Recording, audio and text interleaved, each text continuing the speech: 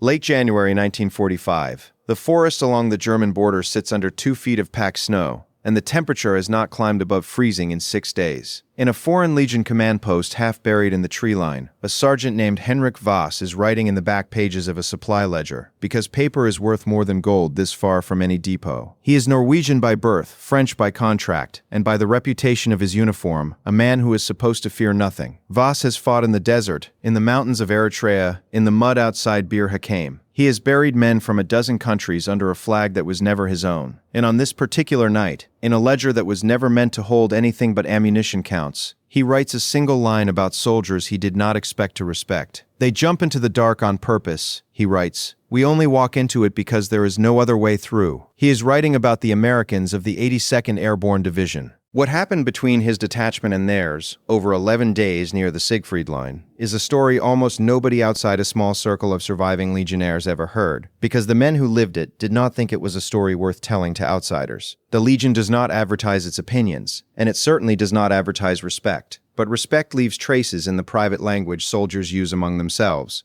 and those traces survived, in letters home, in scattered post-war interviews, and in the terse unit diary of a Legion company ordered to operate alongside American paratroopers in the last brutal winter of the war in Europe. To understand why that respect was so unusual, you have to understand what the Foreign Legion thought of everyone else. The Legion recruited men who had nowhere left to go, deserters, exiles, criminals escaping a past, aristocrats escaping a name, veterans of wars that no longer existed. They swore an oath to France, not to their birth country, and in exchange they were handed the worst postings, the longest marches, and the coldest contempt from every other unit in the French order of battle. So the Legion built its own hierarchy of respect, and it placed itself at the top. Regular French infantry were soft, colonial auxiliaries were unpredictable, and green American conscripts, the ones the Legion had watched arrive in France in 1944 with clean boots and untested nerves, were considered the softest of all. A Legion captain interviewed years later put it plainly. We had seen so many armies arrive certain of victory and leave broken. We assumed the Americans would be one more. If you want to appreciate what changed that assumption, look at the men on the other side of the wire. The 82nd Airborne had already earned its reputation the hard way, through Sicily, through the night drop into Normandy, through the fields around Sainte-Mère-Église where entire planeloads of men had died before their boots touched ground.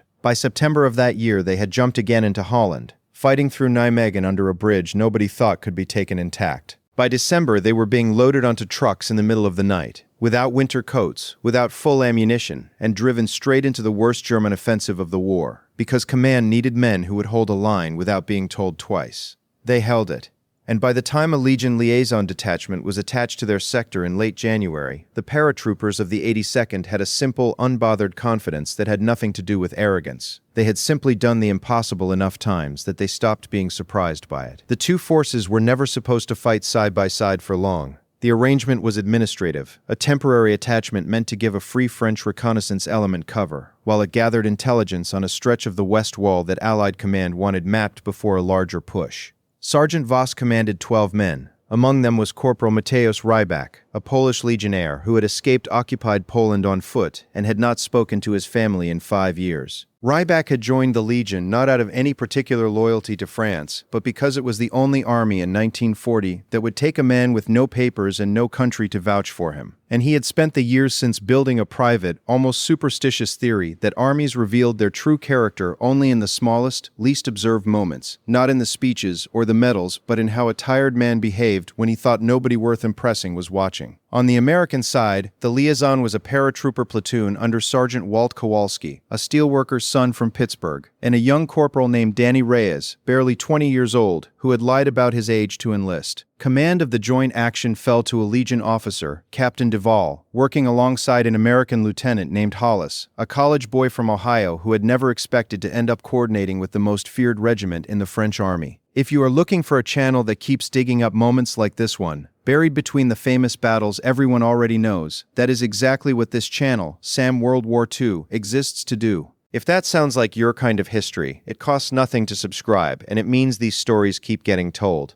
The 1st Joint Patrol went out on the night of the 27th. The plan was simple on paper. Move to a ridge overlooking a fortified German position, confirm troop strength, and withdraw before dawn. In practice, nothing about moving through snow at night is simple. Voss's men moved the way the Legion always moved, in near total silence, spaced wide, weapons slung low. trusting years of desert and mountain discipline to keep them alive. The Americans moved differently, faster in short bursts, communicating with hand signals that had clearly been drilled 1,000 times, covering each other in overlapping arcs that Voss had only ever seen described in training manuals, never actually executed under real fire. He watched Reyes cross an open stretch of snow in 4 seconds flat, dropping into cover before Voss had even finished calculating the risk. Later, in his ledger, Voss wrote that the boy moved like he had already died once and stopped being afraid of doing it again. They reached the ridge without contact. What they found was worse than expected. Instead of the platoon strength position command had briefed, there was a reinforced company dug into concrete emplacements, with at least 2 machine gun nests covering the only approach. Captain Duval wanted to withdraw immediately and report. Lieutenant Hollis argued for 1 more hour of observation, enough to map the gun positions precisely, because a mapped position meant fewer American lives lost when the real assault came. Duval, a man who had spent 2 decades believing that caution was the only virtue that mattered, watched an American lieutenant choose to risk his life for information, rather than pull back the moment the mission became dangerous. They stayed the hour. Hollis got his map, and when a German patrol nearly stumbled onto their position at first light, it was Kowalski who spotted them first, freezing his own men in place with a single raised fist, holding formation in total silence for 11 minutes, while an enemy patrol passed within 30 meters of a hidden Legion and American position that could have been wiped out by one nervous trigger finger. What happened over the following days built on that first impression, testimonial by testimonial, until the pattern became impossible for the Legion to ignore. A Legion sergeant named Axel Brenner, a Danish volunteer serving in a neighboring platoon, wrote to his brother after the war, describing an assault 2 days later on a fortified farmhouse the Germans had turned into a strongpoint. The plan called for a Legion squad to suppress the position from the tree line, while an American squad flanked through a drainage ditch exposed to direct fire for nearly 60 meters.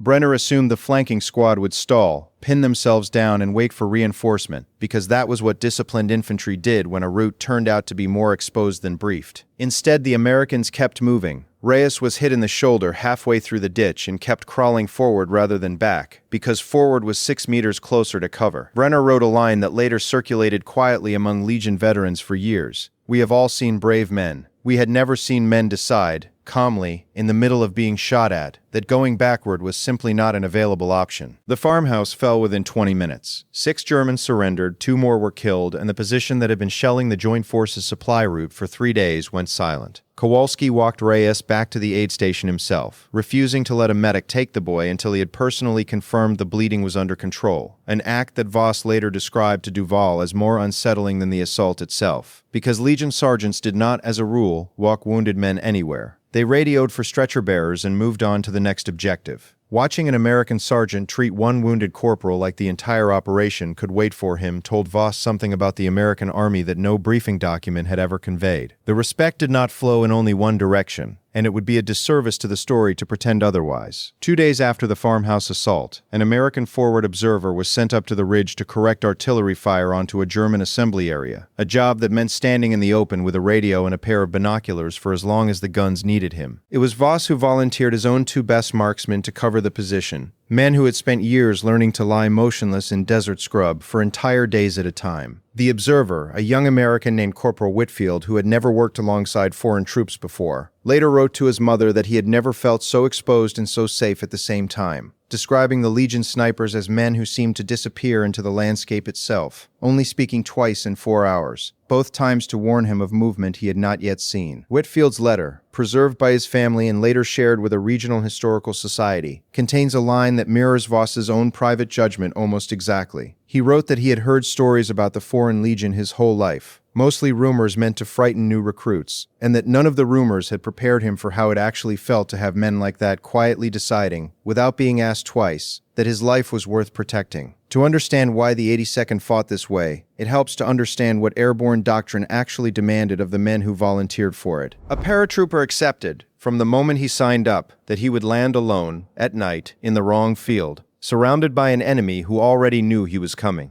There was no waiting for reinforcement, because reinforcement might be scattered across 10 kilometers of unfamiliar countryside. Airborne training built men who assumed isolation as the default condition of combat, and who therefore built an instinct for aggressive, self-contained decision-making that a conventional army, built around massed formations and clear chains of command, rarely produced.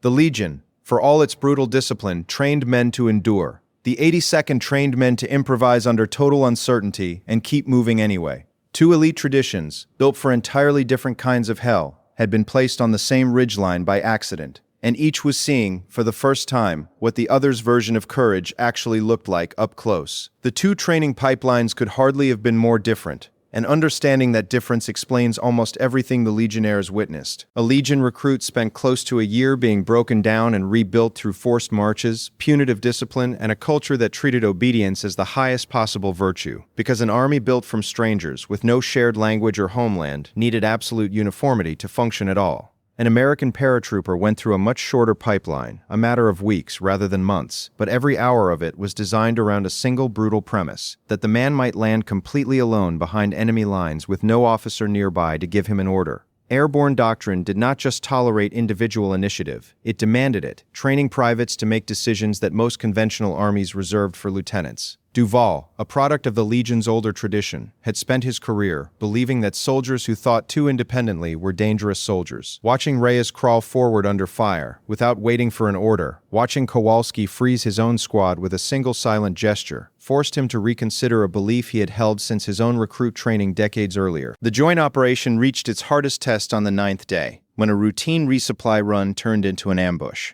A German counterattack, larger than anything intelligence had predicted, hit the combined position from two directions at dawn, catching Rybak's squad exposed in a communication trench that offered almost no cover. Rybak took a fragment wound to the leg in the opening minutes and found himself pinned, unable to reach the rest of his squad, as German infantry closed to within grenade range. It was Lieutenant Hollis who reached him first, crossing open ground under direct fire to drag Rybak back into the trench line, an act that cost Hollis a bullet through the forearm that would end his combat service for the rest of the war. Rybak, in a post-war interview given decades later to a regional Polish Veterans Association, described the moment without embellishment. He said the American officer did not hesitate, did not calculate, simply moved, as though saving a stranger from a different army was the only decision available to him in that instant. The counterattack was eventually broken by a combined effort neither force could have managed alone. Legion machine gun discipline holding the northern flank, while American mortar teams, coordinating fire with a speed that stunned Duval, walked rounds onto the German assembly point with almost surgical precision. By mid-morning the position held, the German attack had collapsed, and the joint force had taken losses but not been overrun. Captain Duval, writing his official after-action report that evening, included a line his superiors found so unusual they nearly struck it from the record. He wrote that in 22 years of service, he had never fought beside men who treated another army's wounded as though the uniform did not matter, and that if the war continued another year, he hoped it continued beside soldiers like these. By the time the liaison detachment was formally dissolved and both units returned to their parent commands, something had shifted that neither army bothered to formalize in any official document. Voss's ledger entry, the private note about men who jumped into the dark on purpose, was never meant for publication, and it was never published, not for decades. It surfaced only when a Legion Veterans Association in the 1980s began collecting oral histories and private papers from surviving members of the regiment, and a researcher cataloging the material noticed the recurring references to an American airborne unit across 3 separate soldiers' testimonies, men who had never coordinated their stories with each other, and who in some cases had not spoken since the war ended. What makes the story worth telling now is not simply that it happened, but that it very nearly disappeared entirely. The men involved considered it unremarkable, a footnote to a war filled with larger battles and more decorated names. Reyes survived the war and worked in a steel plant outside Cleveland for 30 years, rarely mentioning the 11 days near the German border, except to his own children, and even then only in fragments. Hollis returned home with a scarred forearm and a law degree he finished on the GI Bill, and it was among his private papers, donated to a small university archive after his death, that historians eventually found a letter confirming details that matched Voss's account almost word for word, written independently, an ocean apart, by men who had never compared notes. Captain Duval remained in the Legion for the rest of his career, eventually commanding a battalion in Indochina before retiring in the late 1950s. Colleagues who served under him in those later years noted a habit that seemed to have no obvious origin, an insistence on sending his own men to check on wounded soldiers from Allied units personally rather than leaving it to the medical corps, a small procedural quirk that none of his junior officers ever thought to ask about. Sergeant Axel Brenner returned to Denmark, married, and rarely discussed his service, though the letter to his brother describing Reyes in the drainage ditch survived among family papers and was donated, along with dozens of other wartime letters to a Danish military archive in the 2000s. Kowalski left the army a staff sergeant, worked construction outside Pittsburgh for the rest of his life, and according to his daughter, kept a single French Foreign Legion cap badge in a drawer for 40 years without ever fully explaining where it came from. The larger truth sitting underneath this story is one that gets lost whenever military history collapses into simple national narratives. France did not fight the Second World War as a single monolithic army with a single fixed reputation, and neither did any other nation. Individual units, individual soldiers, built and rebuilt their own private hierarchies of respect based on what they actually witnessed under fire, not on what popular memory later decided to remember. The Foreign Legion, an organization built on the assumption that almost nobody else deserved its admiration, found itself, for 11 cold days in 1945, quietly revising that assumption because of a few dozen American paratroopers who simply refused to stop moving forward. Sergeant Henrik Voss survived the war and returned briefly to Norway before re-enlisting in the Legion for a second term of service. He died in 1961, and his ledger, along with the rest of his personal effects, was passed to a nephew who eventually donated it to a regimental archive without fully understanding what was written in its final pages. It sat uncatalogued for over 20 years. When it was finally transcribed, the line about men who jump into the dark on purpose was, for a brief time, the only surviving written trace of 11 days that changed how one soldier who feared almost nothing thought about courage. It took decades, 3 continents, and a small circle of researchers piecing together fragments from men who had never coordinated a single word of their testimony to bring that private judgment back into the light. What they found, in the end, was not a story about which army fought harder. It was a story about the exact moment 2 different definitions of bravery looked at each other across a snow-covered ridge, and each one, quietly, without ceremony, decided the other had earned it. There is no monument to those 11 days. No battle honor carries the names of the farmhouse, or the drainage ditch, or the ridge where Corporal Whitfield stood in the open, trusting men he had only just met to keep him alive. The action was too small, too brief, and too administratively insignificant to survive in the official record the way Bir Hakeim or Sainte-Mère-Église survived. What survived instead was smaller and, in its own way, harder to dismiss, scattered in drawers and family archives across 3 countries, in a Norwegian sergeant's ledger, a Danish letter, a cap badge kept for 40 years without explanation. None of these men set out to prove anything to history. They were simply soldiers writing down, in private, what they had actually seen, and it is only by accident that those private judgments ever reached anyone else at all. Perhaps that is the truest measure of respect a soldier can offer another, not a citation written for the record, but a line meant for no one, describing men he expected to look down on and found, instead, that he could not stop thinking about long after the war had ended.